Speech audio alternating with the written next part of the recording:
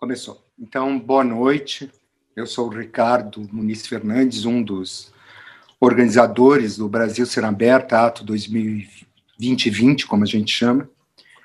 Então, boa noite. Eu sou o Ricardo Muniz Fernandes, um dos organizadores do Brasil Ser Aberto, Ato 2020, como a gente chama. Boa noite.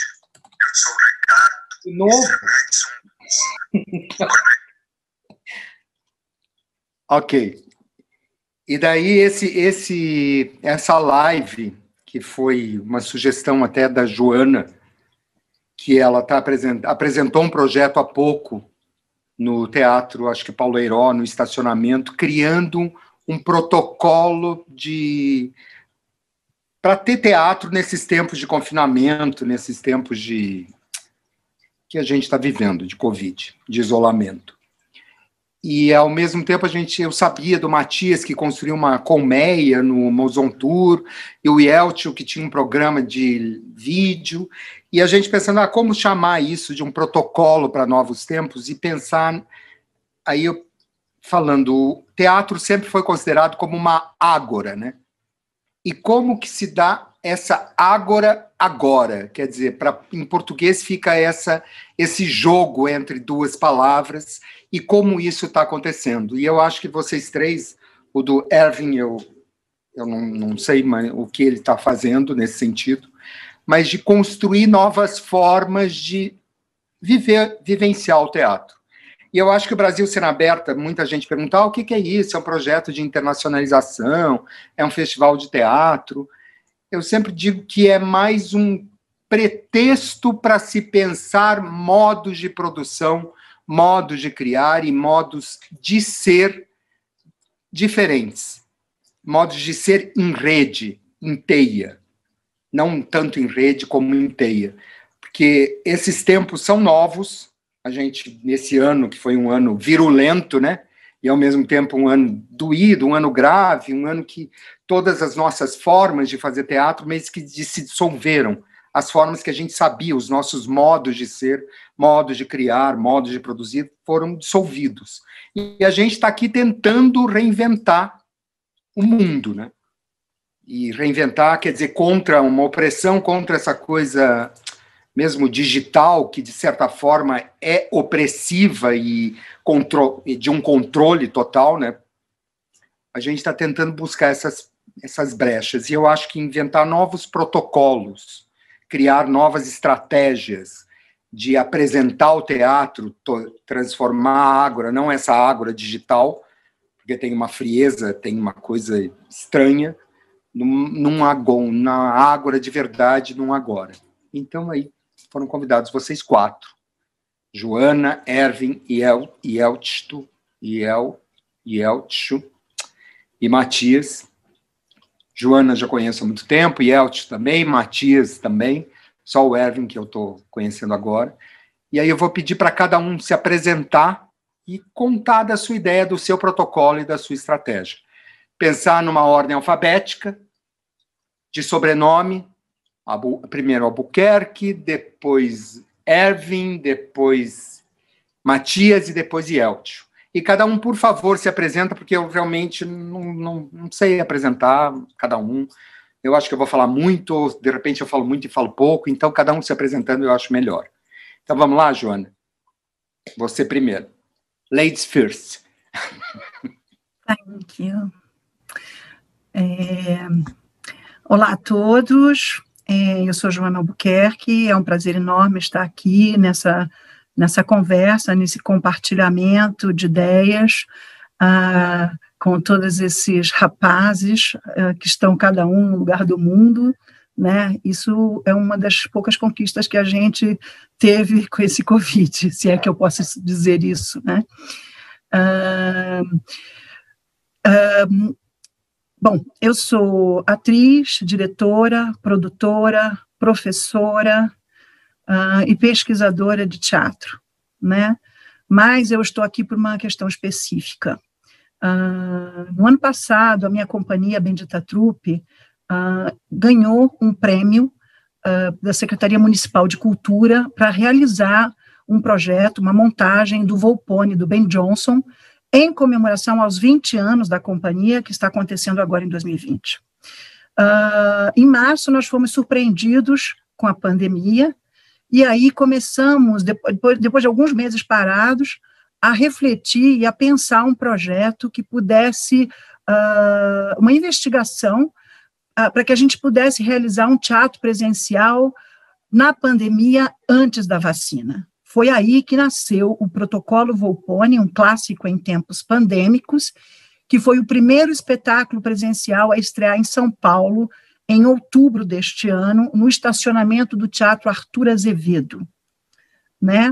Nós começamos a pesquisa primeiro criando uma série de ações formativas, chamando vários convidados numa conversa interdisciplinar para falar sobre as relações entre teatro, cultura e pandemia, e em paralelo nós começamos os ensaios online, onde, além de se aproximar mais do texto do Ben Jonson, a gente começou a pesquisar alguns protocolos entre nós e a conversar sobre voltar a nos encontrarmos presencialmente.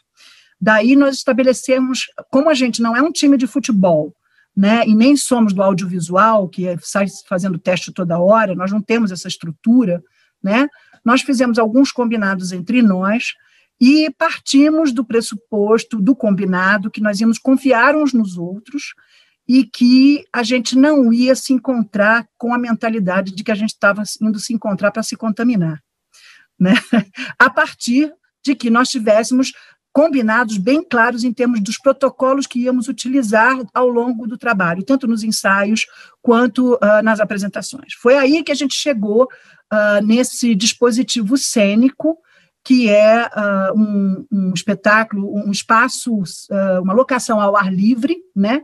Nós nos aproveitamos do estacionamento de um teatro, o que foi muito bom, porque a gente conseguiu puxar a energia do teatro, usar alguns equipamentos do teatro, os funcionários do teatro nos ajudaram também com toda a estrutura, e no fim de tudo, quando a gente já estava em cena, a gente também pôde usar os camarins, porque a gente evitou muito os espaços fechados, a gente trabalhou o tempo todo em espaços abertos, né?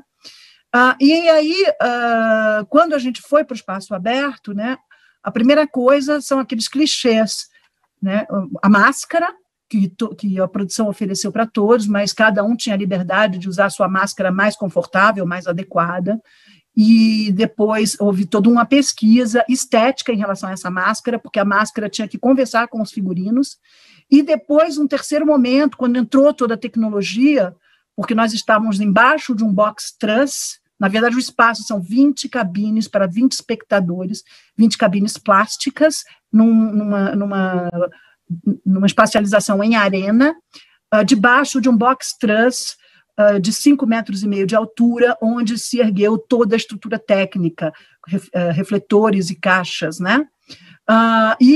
Havia uns microfones por baixo das máscaras, porque esses eram os combinados, mesmo os atores usavam máscara o tempo todo, mesmo em cena, então os microfones passaram também a uma adequação dessa máscara, para que a máscara além de serem esteticamente bonitas, cênicas, elas também ajudarem na embocadura, não abafarem tanto a articulação como a projeção dos atores, né? Existiu também toda uma pesquisa em relação à movimentação, para que, apesar de ser um espetáculo com 10 atores, eles se mantivessem sempre à distância, e mesmo quando o texto sugeria algumas ações de aproximação ou de toque, nós tentávamos simular isso de um outro jeito, ou através de um código teatral, ou mesmo de uma simulação que como é que se sugere, mas não realiza de fato a coisa, né?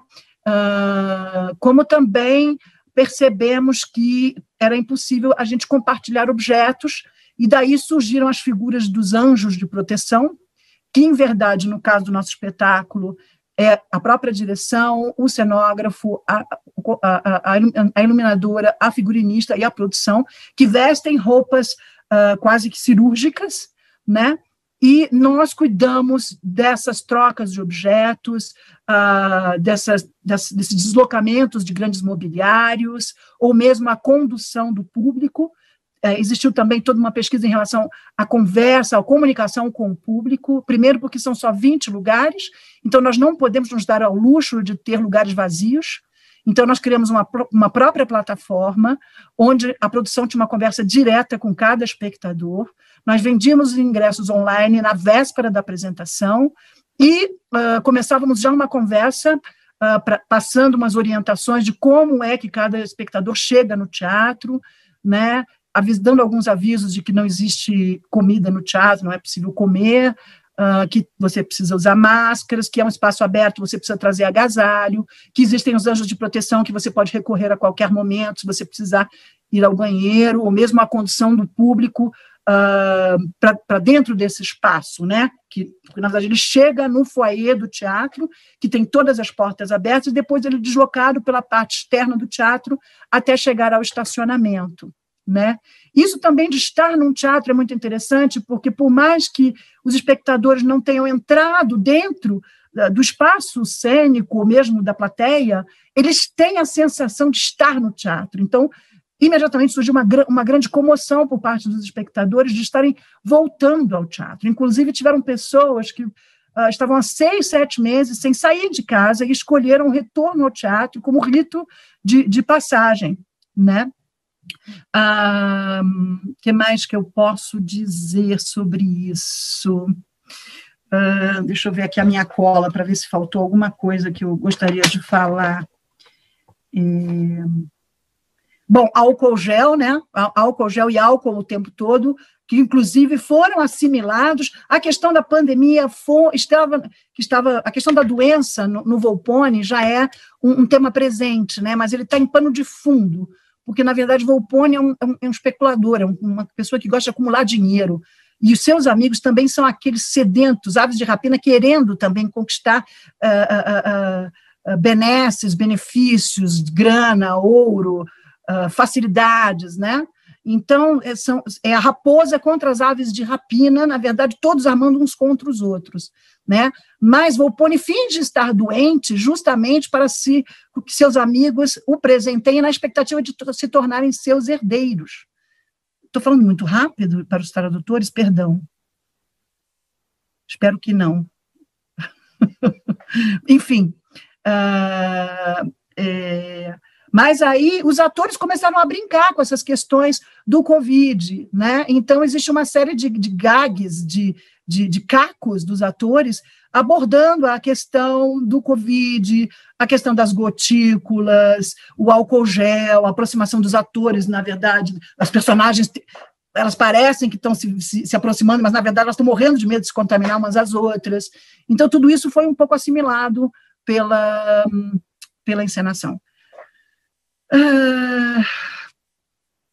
Só foi possível realizar esse projeto porque nós tínhamos ganho esse prêmio, né? Mas, de fato, pela questão da pandemia, os preços que nós conseguimos para a locação desses equipamentos, por exemplo, ficaram totalmente fora da realidade. Nós não poderíamos pagar essas parcerias em outras situações.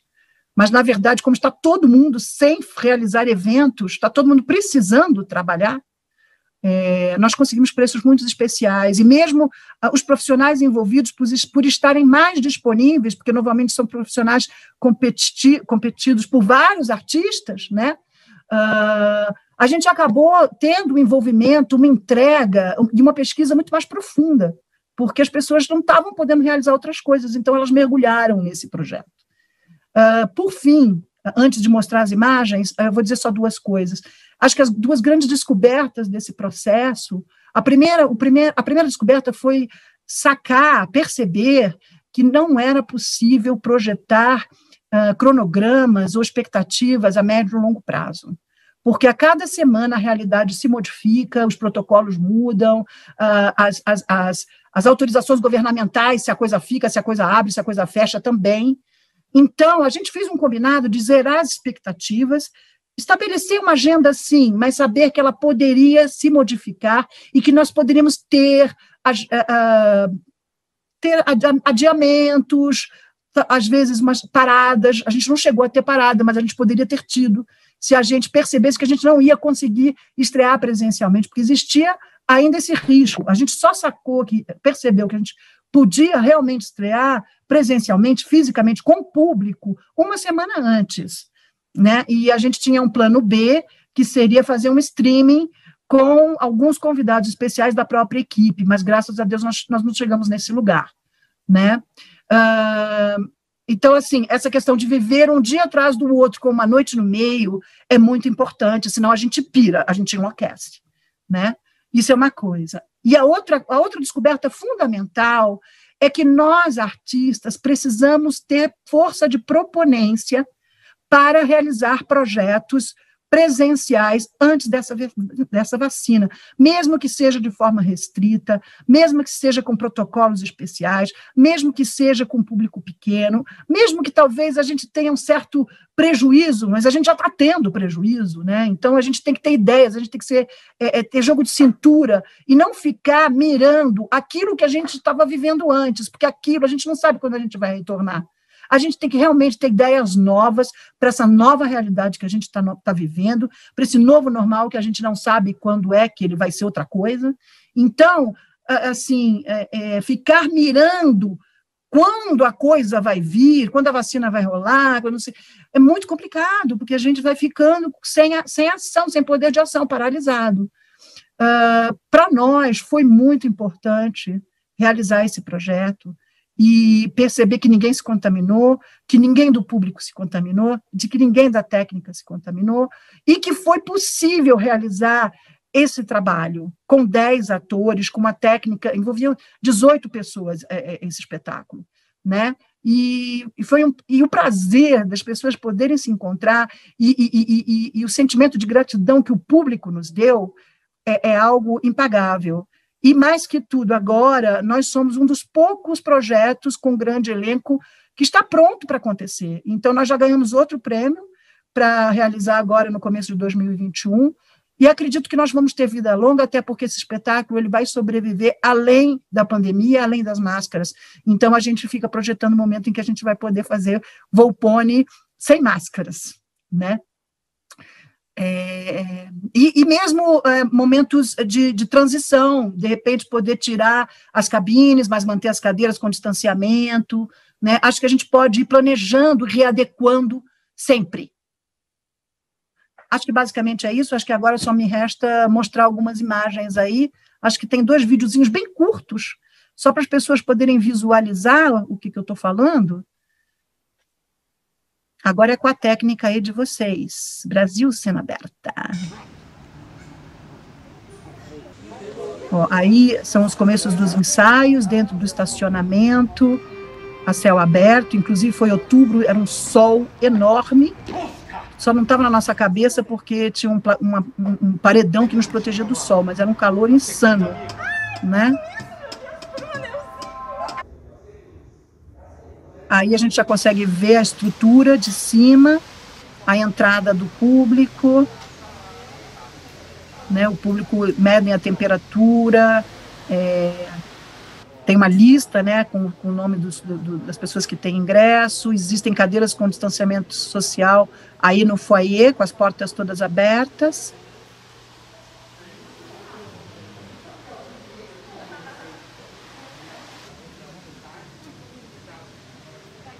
Aí o único material gráfico que nós fizemos, porque na verdade nós fizemos um programa virtual para ser acessado por celular, ele foi pensado para ser aberto por celular, aí a técnica, né, os anjos de proteção, aí o espaço cênico. Aí o espaço cênico, as cabines, aí um dos anjos de proteção, que inclusive é o cenógrafo, Júlio Doskzas. Aí já a entrada do público sendo conduzida pelos anjos de proteção. Vocês estão vendo que existe uma abertura atrás, né, para a entrada do público.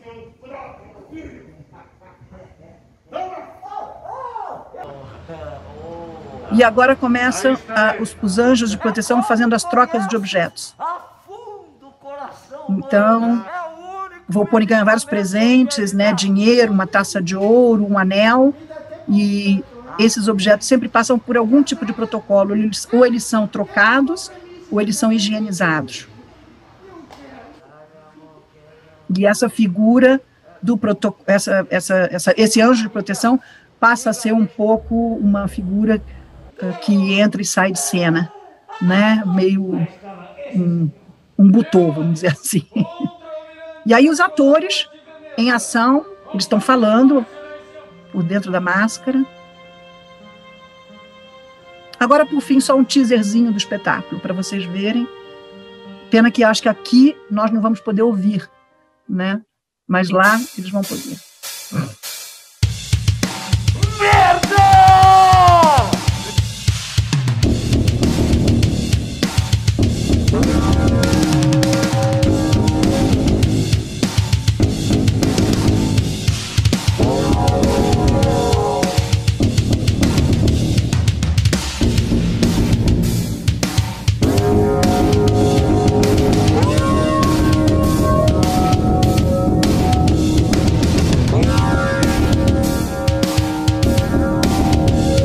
That's it. Obrigada. Espero que tenha sido útil a minha fala. Agora estou ansiosa para ouvir vocês. Agora o Erwin, né? O Erwin vai falar. Yes, hello. Thank you so much, Ricardo and Andrea, for inviting me to be part of this fantastic panel. Hello, everybody. I am a theater maker, predominantly, first and foremost, and also an educator. And then I also work as an international arts advocate, if you will. Originally from the Netherlands, Amsterdam, but I am speaking to you right now from New York, where it's getting chilly from the winter in New York. So with regards to all these protocols, as I said, I'm predominantly a theater maker, but through my work for 4 years, I was the cultural attaché for the Dutch embassy here in the US. And that kind of threw me into international cultural policy. And so I became the artistic creative director of the International Society for Performing Arts. And then now also the co-founder, together with many other people in Africa, of the Pan-African Creative Exchange, PACE, which is a very similar platform to Brazil Cena Aberta. And we very much look forward to future South-South connections in that sense. Our biannual platform takes place in June every year. And of course, this year, that became very difficult and we had to very rapidly move everything online. And we were able to do so in August and create an entire online experience for the Pan-African Creative Exchange, which for us has been actually a positive way in going to the digital sense, because it really became much more accessible, particularly on the African platform, for people where still travel is quite difficult, not only visa-wise, but of course also expenses, but even just planes from one country to another. So the digital platform has become really quite interesting for us and was very successful. I'm on this panel also to talk about a few projects as a theater maker that I'm involved with.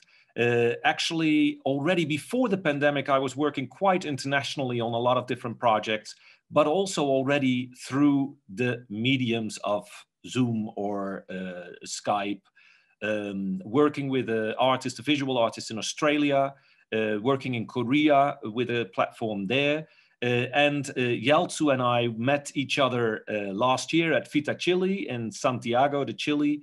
And we are working on a project together for children as we are speaking. And Yeltsu will talk a little bit more about that project later on. I will speak about a project that I did in August remotely in Norway, in Bergen, Norway. So maybe not so much talking about the theaters in and of itself, because I don't run a theater. I am really speaking more about how to do international collaborations in this new COVID era. And in Norway, I was 2 years ago for a residency, working with a composer and 2 designers on a project based on Kjernet. It's a famous Norwegian novel and film that we wanted to create into a performance experience. very much focused on a symphony, a rule of symphony created by this choreographer. And 2 years ago, we started that work. We weren't able to finish it. And for some reason, actually, it was the pandemic that kind of blew new life into this project. We were able to receive funding in Norway. And in the summer, Norway was actually in Europe one of the countries with the least COVID cases, and where things were relatively still open. And so we were able to create work while I was in New York and they were working in Bergen. We initially were talking about multiple different ways of doing it. We talked about a drive-in, having performance taking place in front of a lot of cars, where it would be transmitted through the radio, the car radio. And then in the end, we ended up not doing that because there were some environmental issues with that related, because the cars would all have to be running the whole time, which was not very great. And so we ended up doing it in a abandoned dairy factory, an old dairy factory. And we were able to have 50 audience members max. And 50 audience members, indeed, everything done through digitalization, so that there were no tickets, nobody had to hand over things with each other. And I think I just want to share some pictures if we can, because then I'll first start with some pictures and I can talk over the pictures. So there we go. This is the poster of it. So it's based on an old story that is really revolved around the lake and what comes out of the lake. So the darkness, it actually felt really good to work on this project during these kind of dark times, if you will. But out of the darkness comes the light. That's where the story then goes. So if we go to the next photo, working remotely, obviously we did a lot of work through pictures, through sending videos to each other, because we weren't able to constantly be together on Zoom. That doesn't work all the time. People just need to have the freedom to rehearse by themselves also. So there was a lot of trust created, and it was really wonderful to work in this way. I will say, actually, in some ways, the meetings that we had were much more precise. We were much quicker in making decisions and actually get the work done in a shorter amount of time than if we would probably meet in person. So this is the abandoned dairy factory. If we go to the next picture, please.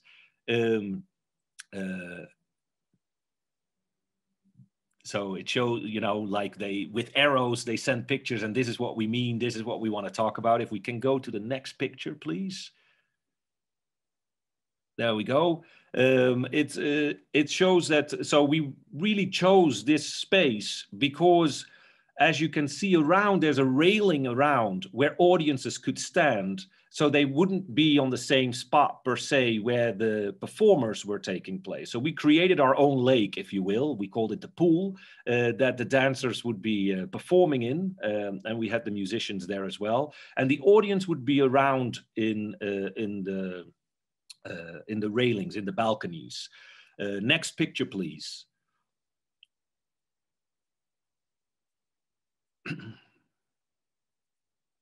So this is like a rehearsal photo of the two dancers. They also sent me short videos, and then I would reply with a video, and we would rehearse in that way, and obviously also have some moments together to rehearse. Next picture, please.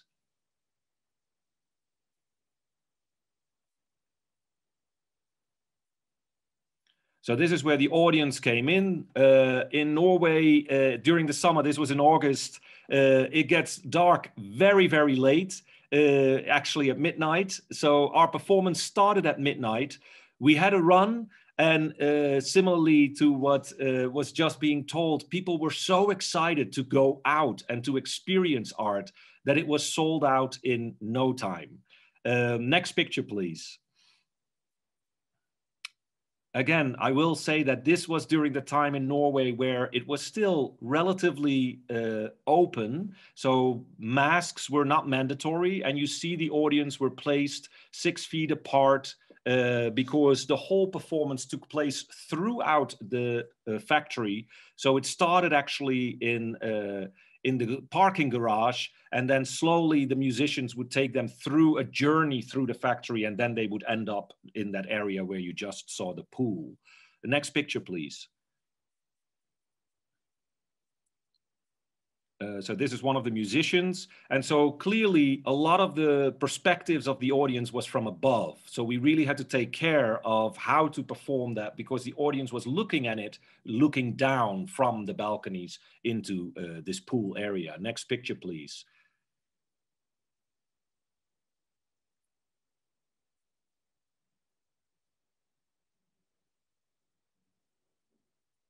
And these are just some images. So maybe you can just roll through the pictures. You can keep going with the pictures, because these are just some images of the performance. And then we have a short video at the end. So here you see the audiences, and they were grouped in households. So if they came with groups of 3, they could see it. This is like what you see from above. Thank you. Yes, this is great. So you can really see how the audience was looking at this. And the great thing was, of course, that because the audiences were separated from the performers, there was a lot of freedom for the performers to perform. And here is the journey through the factory as audiences were walking through the factory. Now, of course, this is nothing new. I think site-specific work was there all the time. But I also think that the pandemic, I think the performing arts field was already a bit in a crisis. Let's face it, there was a bit of a crisis already before this pandemic hit. And I think young makers were already investigating new ways. We're already looking at things that have now just been accelerated by the pandemic because we're forced to look at new ways. I think this is the final picture. So I think what is really interesting to look at with regards to the new world that we're facing is that it really has accelerated the drive for new methods, for new ways of linking to audiences. I'm definitely a person that loves the live experience, and I think that's what we're absolutely missing in a large way. But at the same time, I do think that the digital world has created a lot of accessibility for people that before were not able to necessarily access all these art forms. I think Johanna, your image that you just showed reminded me also a little bit of the Peep Show Palace that was created in Amsterdam this summer, based on the old porno peep shows. Where people were seated in one, in little cubicles of one, and that's how they were able to see the performance in Amsterdam. So there are great, innovative new ways of looking at the performance. And maybe that's it for now. I can share the video. I think it's a 2-minute video that gives you a little bit of an experience of that performance called Chairnet in Bergen, Norway this summer.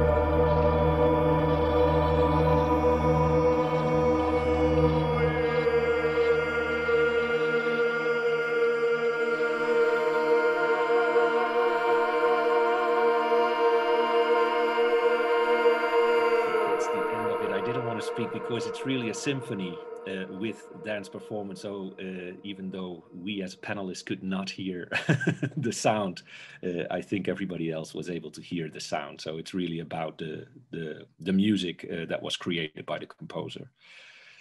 That was it for me with regards to this performance. Jeltsu will talk about our project that we are working on right now that hasn't been finished yet.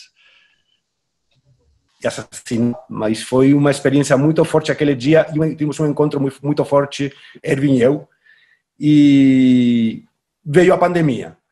Então, no meu caso,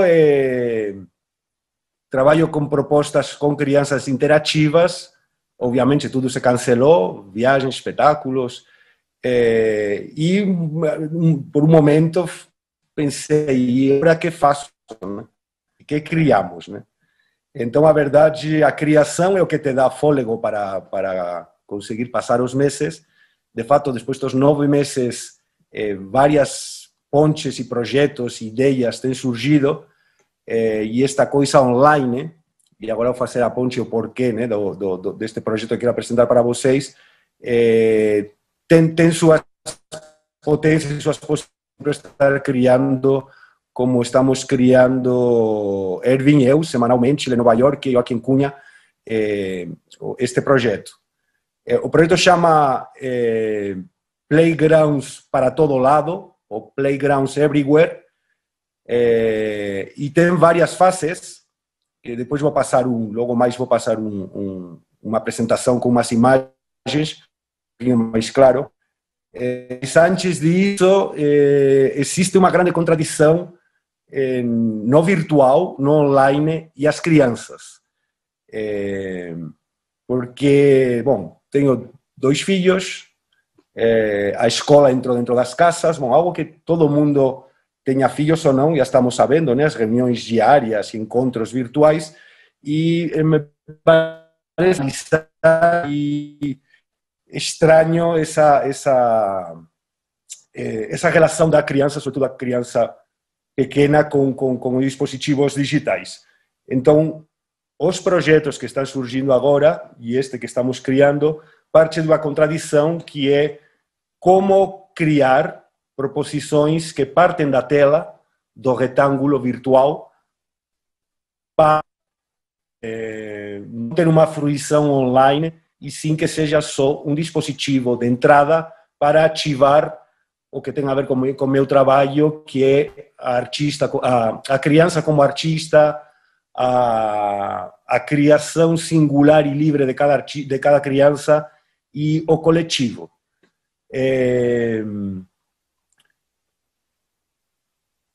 Este projeto que parte do... Acho que agora sim vou compartilhar a tela. Um segundinho. Eu acho que preciso que me autorizem. Não estou conseguindo. Preciso que me autorize alguém para compartilhar a tela. Agora.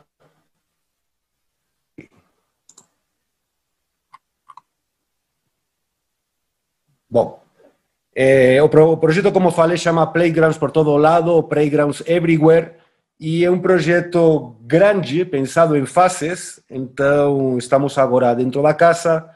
1 hora as escolas abrirão, as crianças voltarão para, por muito que algumas estão voltando, mas pensando, bom, na atualidade, no ano que vem, e 1 hora iremos para o espaço público. E também uma característica do meu trabalho é que não faço mais nada em teatros. Normalmente são foyers, espaços abertos, espaços de trânsito, salas múltiplo uso, mas não trabalho mais dentro da caixa cênica. E então vamos queria só ler essa questão do Playgrounds. Há um urbanista e arquiteto holandês que chama Aldo van Eyck, que em paralelismo com a atualidade, que depois da Segunda Guerra Mundial ele trabalhava em Amsterdã, era funcionário público, cria durante vários anos 700 playgrounds para a cidade de Amsterdã, e ele tem uma das que que nos parecem muito interessantes, e também a ponte entre esse momento histórico e o atual, essa que está aí, né? A árvore é folha, e folha é árvore, casa é cidade, e cidade é casa. Uma árvore é uma árvore, mas é também uma folha enorme. Uma folha é uma folha, mas é também uma minúscula árvore. A cidade não é uma cidade, a menos que seja também uma enorme casa. Uma casa é uma casa, se é também uma minúscula cidade. Por que isto? Porque o projeto tem 3 fases, e a primeira que estamos já trabalhando é Casa em Jogo, Playgrounds in the House, e tudo parte desta imagem, que possivelmente muitos de vocês tenham visto, na pandemia, nos primeiros meses, uma escola, acho que é na França, mas as crianças em um pátio com a professora dentro de retângulos. Uma imagem muito forte, são crianças muito pequenas, mas a partir dessa imagem foi onde o projeto surgiu no sentido de falar isto é trágico e ao mesmo tempo é potente. Tem algo aí, eu pensei, nesses grafismos no chão e nessa realidade cruel que pode ser brincada, pode ser jogada, pode ser de uma forma... Pensei, isso aqui não deixa, pensamos depois, não deixa de ser um primeiro dispositivo gráfico que pode ser um playground, que já está pronto, só que não foi pensado para isso. Então, fazendo paralelismo entre a Segunda Guerra Mundial, Europa destruída, e Aldo Van Eyck começa a construir os playgrounds, aqui também, depois desta pandemia, quer dizer, quando a abrir as escolas ou voltemos a uma certa normalidade, as crianças precisam ocupar de novo o espaço da escola, o espaço público e começar a se relacionar depois de 9 meses, que se para nós adultos está sendo difícil, não sabemos o que vai acontecer com crianças que estão há 9 meses enfiadas num apartamento. Aí Aldo Van Eyck tem essa frase sobre essa metáfora sobre a neve, que a neve como acontecimento, mas é isso, o acontecimento que vai vir depois. Acho que esse é o filho do Aldo Van Eyck brincando. E aqui tem uma série de imagens, foram pegas durante a pandemia, que dialogam um pouco com aquela primeira que eu falei, sobre esses grafismos inventados por nós, né, para manter esse distanciamento espacial, que não sei, mas pelo menos espacial, para estarmos, né, para ter esse protocolo de não nos aproximarmos. Então, o projeto... Aqui nós estamos na primeira imagem só, viu? Só está na primeira imagem para nós aqui. Sério? Qual é a primeira? Árvore é folha e folha é árvore. Por que não está descendo? E eu fiquei falando.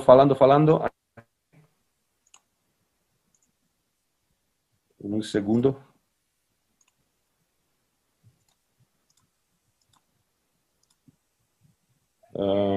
Não tem uma barra de rolagem aí à direita?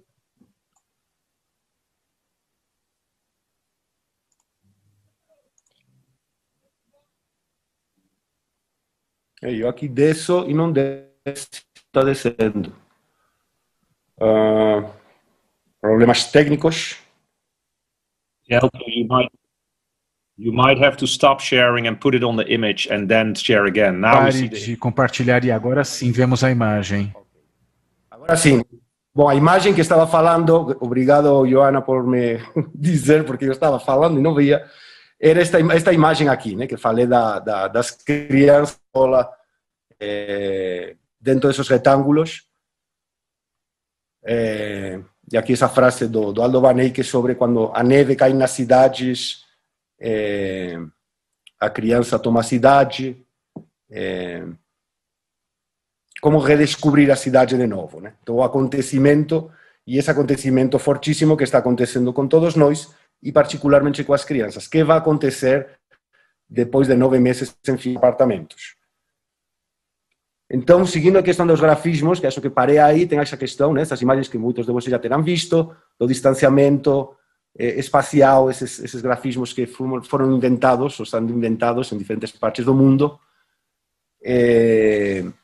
e indo praticamente no projeto, estamos agora desenvolvendo uma série de vídeos e tem criado um e-book, que a verdade a ideia é partir dessa contradição do dispositivo online, de ver o vídeo, mas que não seja só uma fruição de vê-lo, sino a partir dele começar a brincar com elementos muito simples que temos em casa. Depois faremos o passo para esse link casa-escola, ver a escola como um espaço de relação, um espaço de construção e um espaço de ação. E também, obviamente, com o ponto de vista desta experiência que estamos tendo dos 9 meses de pandemia. E depois criaremos uma performance relacional, interativa, real, presencial, não é que outro não seja real, mas no espaço público. Então, estão os materiais, os vídeos, o e-book. E dentro da fase da casa, semana que vem, vamos fazer uma primeira experiência através do Zoom. Continuamos na contradição, as crianças no Zoom, dentro das suas casas, e eu vou conduzir uma experiência onde vamos colocar a casa em jogo. Vai ser uma exploração da casa a partir de objetos e de uma série de jogos. Em uma relação, seria uma performance virtual online. E a questão dos playgrounds que serão criados mais na frente interessa a questão de que sejam efêmeros.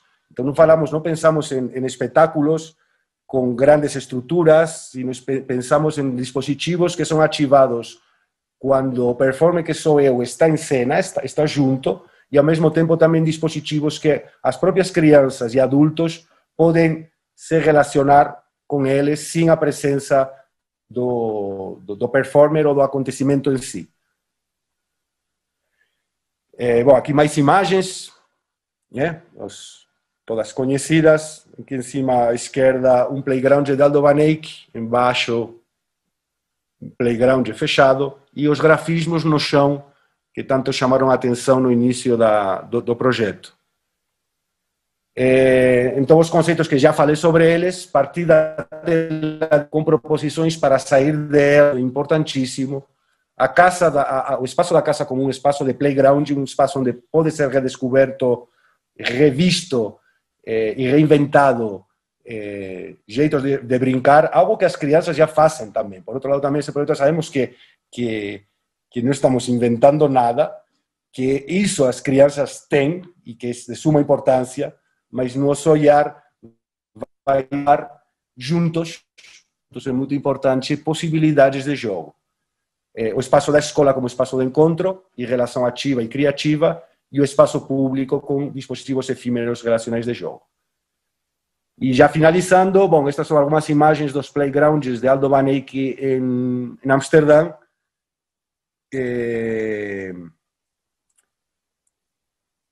Onde também, bom, foi um urbanista e um arquiteto excepcional, onde vários conceitos ele os coloca em jogo. A importância da criança como habitante da cidade, a importância das crianças habitarem a cidade, e finalizo com uma série de imagens também inspiradoras, também conhecidas por todos, mas como nós, aí tem adultos e crianças, como ser humano, sim, este ser humano pós não sei o que, mas somos, também, consciente ou inconscientemente, se coloca em jogo, né? A inventiva de criar dispositivos caseiros para manter o distanciamento espacial, e os protocolos impostos nas escolas para manter o distanciamento, que também já se está sabendo que são as crianças as que menos transmitem a princípio o vírus e as que mais direitinho estão seguindo todos os protocolos, né? Então, fechando, esse é o projeto que queríamos compartilhar, que eu e o Erwin, e realmente desse foco das infâncias, do direito da criança, né, ao espaço público, à escola ao sair, e como tudo isso está sendo, por circunstâncias maiores, mas está sendo proibido por nós adultos, né? Então, o que vai passar daqui para frente, realmente, se isto vai deixar marca em todos nós, com certeza, nas infâncias, vai ser algo importante. Então, como trabalhar e criar juntos artisticamente, junto com elas. Eu acho que é isso. Obrigadíssima, Yeltsin, por essa apresentação inspiradora desse projeto. Aliás, 3 projetos muito inspiradores, assim, onde a gente vê que a criatividade aflora rapidinho na hora da necessidade também, assim. O Volpone, que eu não tive oportunidade de ver ao vivo, mas que eu vi o vídeo, vi as imagens, e uma pena, mas vou poder ver, né, Joana, porque acho que ano que vem o projeto vai voltar aqui para São Paulo, estou feliz com essa notícia, então quem não assistiu o Volpone vai poder assistir. O Erwin, que trabalhou desde do ensaio através do Zoom, quer dizer, também é uma situação completamente absurda de você dirigir um trabalho e colocar em cena e assistir a própria apresentação na tela. E, finalmente, essa das crianças que realmente estão aí muito sofrendo bastante com essa pandemia. Então, essa ideia do playground, que tem depois, acho que um passo seguinte, que é vocês fazerem ele ao vivo também, não é, Yeltsin? Uma segunda etapa. Bom, Matias, diferentemente do outro lado da história, no teatro dele, ele vai se apresentar, ele fez uma instalação arquitetônica para o teatro poder acolher o público. Então, esse aqui, vamos dizer, do outro lado, do lado de lado do teatro, ele vai poder contar para a gente um pouquinho como foi essa experiência dele. Sim, Matias. Obrigado, Andrea.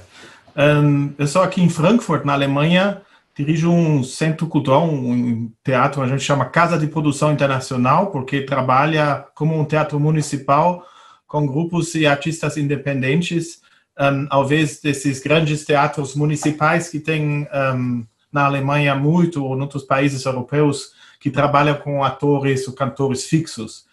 Nós convidamos artistas aqui locais da cidade, mas também do mundo inteiro. Também muitos brasileiros já passaram por aqui, já produziram aqui. Fazemos teatro contemporâneo, dança contemporânea, performance, mas também shows musicais, assim, concertos e tudo. Temos uma sala tipo caixa preta de 25 metros por 14 metros e tudo isso foi fechado em março por mais que 2 meses. E quando discutimos como vamos reabrir, o obstáculo maior para nós foi esse conceito de distanciamento do público nessa sala, onde normalmente cabem entre 200 e 500 pessoas, agora caberiam 40, 50 talvez, com muita distância entre eles, e achávamos isso uma perspectiva super deprimente. Queríamos uma situação mais convidadora, que também cria um novo espaço de pensamento, de comunicação e de ficar juntos. Uma experiência que todos os outros palestrantes já falaram isso, faltou para todos nós, e é algo que ficou tão normal e contemporâneo até a pandemia chegou, e depois virou algo muito raro e muito importante. Então, chamamos um grupo de arquitetos, que se chamam até arquitetos cênicos, porque constroem espaços temporários para públicos de teatro, públicos de arte. Raumlabor Berlim se chama esse coletivo, e eles pegaram nosso espaço. Rodrigo, talvez você pode colocar o PDF, o primeiro lá, que tem uma planta baixa da sala, e que construíram dentro desse espaço uma construção. A gente até chamou isso de Bau, que é a palavra alemã para construção, mas também para toca de animal, tipo cupinzeiro. E não é outro PDF, desculpa, não é esse, Rodrigo. É o primeiro, o 00. Então, esse espaço que chegou lá para nós foi uma coleção, uma construção de 19 camarotes fechados, dentro de tipo um cupinzeiro dentro da sala, que é feito de madeira e argila, o barra, numa maneira muito assim natural, parece aqui é a planta baixa da sala, e esse é esses camarotes que vocês podem ver aqui no desenho. Cada camarote tem 2 lugares, e essas distâncias entre as pessoas, uma vez que tinham paredes entre os camarotes, não precisavam mais ser obedecidos. Então, se você começa com essas imagens que eu te mandei, todo mundo vai ver um pouco lá por dentro como a situação é dentro dessa sala. Na verdade, o que a gente abriu esse espaço em setembro, e a situação para o público foi bem diferente do que normal. Todo mundo já chegou pelo quintal e entrou diretamente, não passando pelo foyer, evitando todos esses contatos que hoje em dia a gente precisa evitar, passando diretamente para essa sala. Rodrigo, as imagens, talvez? Não o PDF, as imagens, as fotos. Então, e você chega lá atrás, e cada camarote tem outro nível, e a forma dessa construção é super amorfa, é algo não muito retangular, ou não muito geométrico, essa é a sala vazia. Cada camarote tem tipo uma abertura, um buraco diferente, de onde você olha para fora, para o espaço cênico no meio, ou as outras pessoas olham para você, vejam você no outro lado, dentro do camarote oposto. Então, esse espaço virou lá um grande sucesso na cidade, porque foi o único projeto que criou que se imaginou algo novo, que se adaptou a essa situação em qual nós ainda encontramos. E estamos podendo fazer somente espetáculos com 38 pessoas dentro desses 19 camarotes. Essa é uma vista de cima, onde tem também alguns camarotes para a técnica. E assim adaptamos, estamos agora apresentando temporadas de um espetáculo de 1 ou 2 semanas, fazemos vários espetáculos, várias funções por dia. E até tem artistas, cada artista trabalha diferentemente com o espaço, coloca algo lá para dentro. Criamos como são 19 camarotes só dá para vender o camarote, não dá para comprar um assento só, sempre precisa comprar 2. Então, como isso vira um pouco exclusivo comparado com antes, a gente inventou também um sistema de preço solidário, onde cada espectador escolhe entre 5 euros e 60 euros por lugar, quanto ele quer pagar, e o resultado é muito bom, porque até arrecadamos mais do que com os preços fixos que tivemos antes. A solidariedade nesse sentido é grande. No momento estamos fechados de novo, aqui na Alemanha acabou de ser prolongado até o dia 10 de janeiro, mas para o verão que vem, o nosso verão que vem em maio, junho, estamos preparando outro projeto com esse grupo Raum Labor Berlin, que é esse PDF que eu te mandei, que você já colocou 2 vezes, Rodrigo, que tem esse título lá. Você pode colocar esse último. Isso. Lá você talvez passa página por página sem tomar atenção a mim. Que é um projeto de um teatro de camarote ao ar livre, que a gente quer colocar num espaço na Universidade de Frankfurt, na antiga universidade, e que lá vão caber quase 250 a 300 pessoas em 3 andares, numa construção de andaime, com escadas para cima e um espaço também redondo no meio, para onde o público também, um público maior vai podendo... Para nós, o problema de construir palco em ar livre para artes cênicas virou tipo a questão de colocar o público mais por cima, porque os palcos normais não ar livre são feitos para shows de música, e o público está de baixo e está olhando para cima, e esse tipo de visão não funciona bem para teatro ou dança. E assim a gente está tentando criar esse novo espaço. Como isso é um projeto muito maior, a gente reúne muitos parceiros aqui na cidade para investir junto, para ter esse espaço no próximo meio ano, entre maio e e setembro. É isso. Obrigada. Matias, isso porque a previsão é que entre maio e setembro vocês vão precisar continuar com distanciamento ou uma decisão assim artístico-poética de fazer esse outro projeto? Então, com todos os projetos, quando a gente os fez, a gente pensou, sempre queríamos fazer algo assim, sempre queríamos fazer, então a pandemia virou uma chance de realizar sonhos que antes não podíamos realizar. Mas, de fato, estamos contando com um ano inteiro, em 2021, com regras de distanciamento, com a pandemia abaixar pouco a pouco, com a vacina chegar, até todo mundo ficar vacinado. Aqui já falaram que vai demorar 8 a 10 meses para vacinar toda a população. Então, o ano que vem, a gente está contando com uma situação ainda bem comprometida. Matias, só uma perguntinha. O que é esse material da colmeia? Que material você usou para construir a colmeia? De verdade, é argila, é barra, como numa casa, sabe? Vocês conhecem essas casas alemãs antigas que são feitas de barro? Eu falei barra? Barro. Da Tijuca. Barro. Argila. É argila. É 100% reciclável. O cara que construiu isso, que normalmente constrói essas casas antigas, que virou com família inteira e morou lá fora no quintal, num Wohnwagen, num trailer.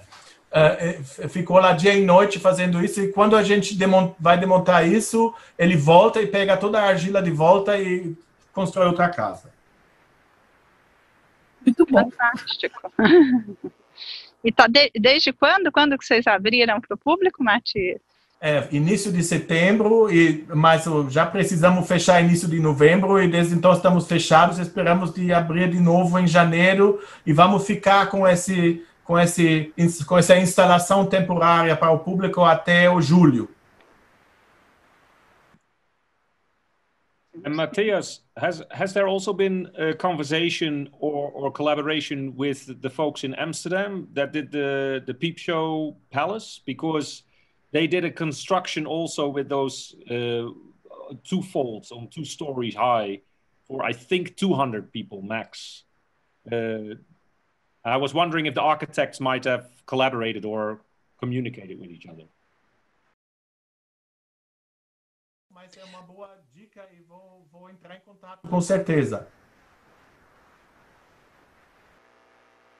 Quais são os próximos passos? Sim, bom, estamos agora eu até esqueci de passar umas imagens, tampouco eram tão importantes, mas na fase da casa em jogo, né? Então, continuamos se vislumbrar a possibilidade de usar realmente o espaço público, então tem uma série de vídeos que estamos produzindo com essa ideia de que sejam realmente, a partir deles, as crianças criem seus próprios playgrounds, jogos, e reinventem, né? Porque não são... Tem também uma questão dos vídeos que parece como não criar tutoriais, né? Como não ser... nós os que damos as dicas, as crianças já têm o jogo em si, elas não precisam de... O que acho que pode ser nosso trabalho é abrir outras possibilidades, ou ampliar, ou ver juntos de outra forma, né? Então, sim, essa semana, agora sábado, vamos fazer um primeiro teste de uma performance tempo real virtual, através do Zoom, com poucas crianças, todos dentro de casa, e sim, também é um pouco como se vai dar essa relação minha como performer com eles, sim, com essa questão da interatividade e da construção coletiva de possíveis. Então, estamos nessa fase agora. Depois vai ter também um e-book, que também tem essa característica de a partir do livro, seja digital, seria legal também uma hora imprimi-lo, mas um livro-objeto que a partir dele também você cria outras possibilidades. E tem uma questão também isso, do jogo do corpo e o espaço, né? Então, essa é a primeira fase, depois iríamos para as escolas, e talvez uma coisa que eu tinha notado e esqueci, uma coisa que estamos comprovando, Erwin e eu, acho que nas criações também está acontecendo, que nos damos conta que é fácil era como antigamente fazer, quer dizer, agora com a pesquisa dá para ver o fácil que vai ser fazer um espetáculo, uma performance real, porque o que estamos afinal quebrando a cabeça como deste online, né? Desta relação. Então, quando você coloca teu corpo em relação com o outro, a princípio parece tudo muito mais fácil. Certamente. Nós aqui estamos vendo, no primeiro dia de atividades do Brasil Sendo Aberta online, o quão mais fácil que é qualquer montagem com 4 containers e um dia só para montar, do que essa parafernália toda aqui de streaming, vejam, né, assim, o fato em cima da hora da Carmen não ter podido estar aqui hoje para fazer a mediação. Se fosse numa situação real, era muito fácil. Põe uma pessoa, senta, tá fácil, a gente coloca e faz. Não, assim, é o sinal, o streaming, a máquina, a outra máquina que já está em outra sala concomitante, o outro, então não consegue entrar assim, não consegue entrar assado. Obviamente, eu acho que isso tudo daqui a muito pouco tempo vai estar resolvido, porque a gente está meio que ainda engatinhando nesse tipo de coisa e a tecnologia rapidamente a gente vai resolver. Mas ainda é um desafio muito grande, né? Se nada mais fácil do que uma montagem ao vivo, você encontrar alguém ao vivo, ou pelo menos é o que a gente está habituado a fazer, né? Assim, mas hoje aqui para a gente foi um desafio ter 3, 4 atividades concomitantes acontecendo, com tradução, com salas, um com Zoom, outro no YouTube. Realmente essas telas, para além da falta do contato físico, é também a questão tecnológica, como fazer isso acontecer e fazer, né? Joana, vocês aqui em São Paulo tiveram, assim, teve público o tempo todo, né? Assim, as pessoas não é que elas tiveram receio de ir para a peça e fazer, pelo contrário. Eu tinha antes a gente sempre lotou, né? E eu contei para eles também que a gente tinha uma comunicação muito direta com o público. Então, quando surgia, porque a gente estava em outubro, teve muito período de chuva em outubro, surpreendentemente, né? E de vez em quando rolavam umas desistências à tarde, mas nós já tínhamos uma fila de espera virtual que era avisada a tempo. Então, quase nunca a gente ficou exatamente com cabines vazias, entendeu? Às vezes 1, 2, mas normalmente a gente, inclusive, teve 3 cadeiras extras na técnica que não eram cabines, e as pessoas queriam estar lá com a técnica para poder ver o espetáculo, né? Acho que, inclusive, quem tinha medo, quando foi lá conferir, no final falou, nossa, eu me sinto mais segura aqui do que no supermercado, no shopping ou em qualquer outro lugar. Depois tem, obviamente, o desafio de ver o quanto que é sustentável essa situação do ponto de vista também financeiro, da quantidade de público que... Quanto a menos, Matias, vocês colocam no teatro, que você falou na apresentação? Então, nesse espaço lá de barro, a gente coloca 38 pessoas só. Mas eles são tratados muito bem, sabe? A gente consegue trazer... Cobrar muito caro. Bebida para eles, tem os dramaturgistas. Você pode chegar 45 minutos antes para ganhar todo esse serviço, entendeu? É tipo um calor lá, até esse cheiro desse barro, entendeu? É uma coisa diferente que todo mundo gosta e a gente faz tipo um espetáculo às 3, outro às 6, outro às 9, né? Vocês estão fazendo um número maior de apresentações, então, para compensar o número de público por dia, é isso? A ideia? É isso. Não, sempre quando podemos abrir, é lotado, todo mundo quer vir, todo mundo se acha seguro e todo mundo se acha num lugar onde você para de pensar sobre corona, entendeu?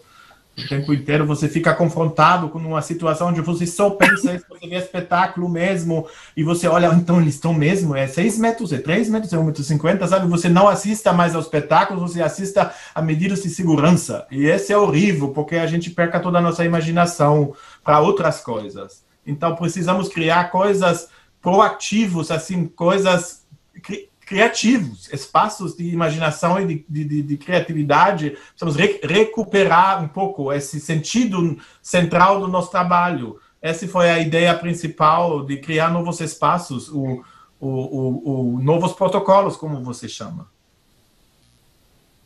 Acho que esse é mesmo um grande desafio, de criar espaços para criatividade, que sejam criativos o suficiente para a gente conseguir pôr a cabeça em outro lugar, sem dúvida. Matias, posso fazer uma pergunta? Claro. Aí existe uma diferenciação entre espetáculos ao ar livre e espetáculos em salas fechadas, ou quando fecha, fecha para tudo? Não, pelas regras não existe diferença, mas a gente está criando algo para ao livre no ano que vem, porque vimos nesse ano que a facilidade para todo mundo de fazer algo ao livre é muito maior. Aqui, vocês sabem, a temperatura cai normalmente em setembro, outubro, e demora para esquentar de novo, mas todo mundo ficou mesmo com paletós e tudo, ficou na rua, todo mundo adorou ficar lá fora, e de verdade os números de infecção aumentaram rapidamente quando chegou a época de inverno agora, e antes ficamos muito calma com a situação, tranquilos, né? Obrigado.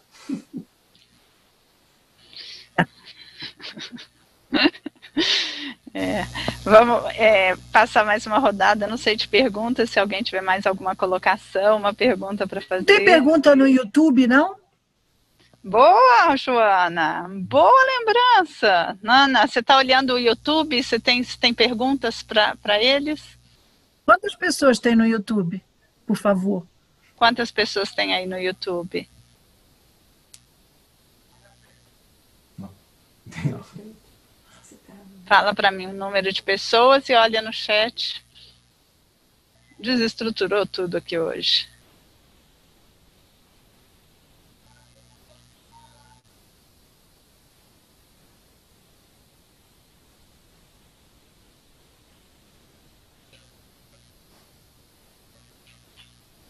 Nossa.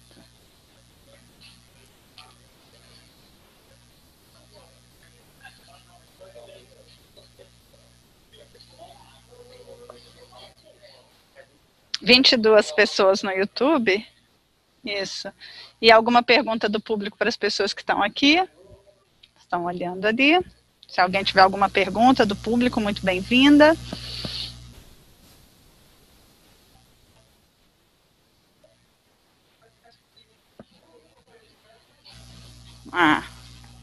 Vamos saber se o vídeo vai ficar disponível no YouTube com as apresentações.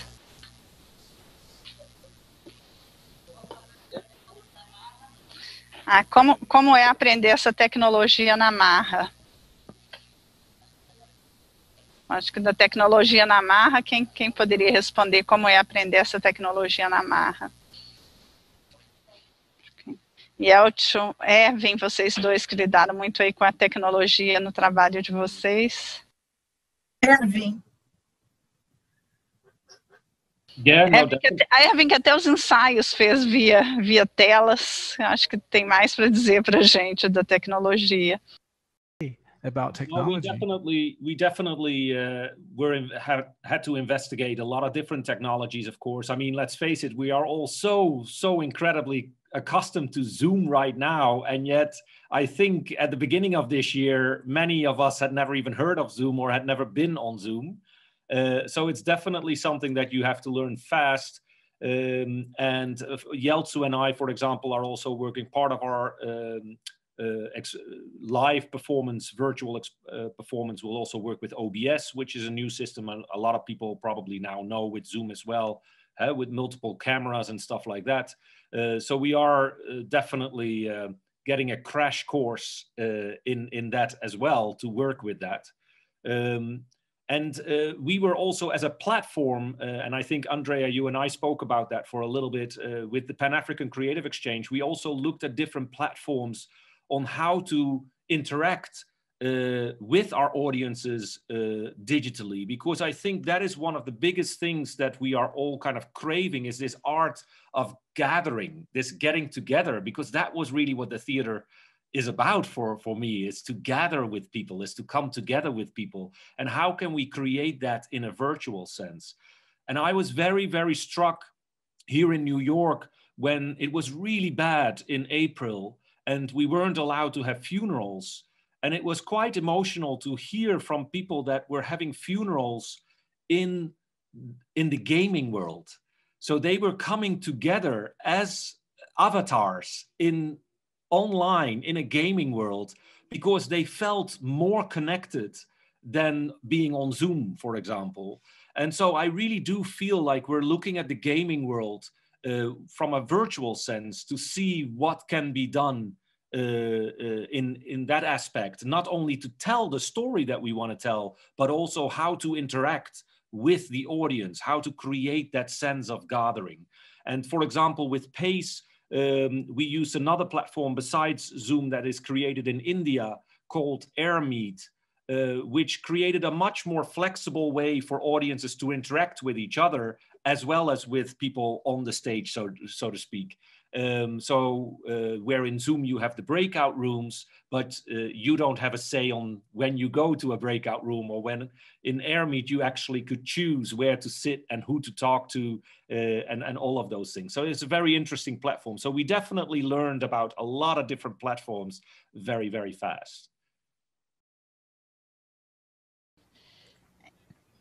Acho que esse é esse mesmo grande desafio. Essas plataformas, durante um bom tempo, vão estar nos circulando e fazendo parte aí das nossas vidas. E acho que mesmo voltando ao presencial, também é um mundo sem volta. Quer dizer, são coisas que vão conviver aí, que a gente vai aprendendo. E esse teatro na plataforma, o teatro com outros modos de receber o público, com novos protocolos, uma coisa vai misturando aí na outra para fazer. Sei, Ricardo, quer falar mais alguma coisa? Alguém, para a gente encerrar aqui o painel? Queria agradecer, então, muitíssimo a presença de vocês aqui hoje. Agradecer, Joana, muito obrigada. Erwin, muito obrigada. Yeltsin, espero que eu tenha pronunciado melhor, muito obrigada. Matias, muitíssimo obrigada. Desculpem aí a mistura da gente trocando um e outro nessa mediação, e acompanhe Brasil Cena Aberta. Amanhã nós temos a estreia de um espetáculo que foi justamente criado em cima de um videogame que chama Oma, que vai ficar em cartaz até dia 7 aqui na nossa plataforma, no Brasil Cena Aberta, que é também de um pessoal que é bem do teatro, mas que está criando uma outra forma de interagir, de jogar com as pessoas com videogame. Então, nós acabamos de falar disso. Acho que tem uma coisa aí para assistir também amanhã, nos espetáculos, tem encontros. Amanhã temos de novo painéis aqui no YouTube. Hoje, mais tarde, às 9 da noite, o lançamento de um livro da feira Página Aberta, a feira online do Brasil Cena Aberta. E é isso. Muitíssimo obrigada a vocês. Obrigado. Obrigada, muito obrigada, Andréia. Foi muito legal esse encontro.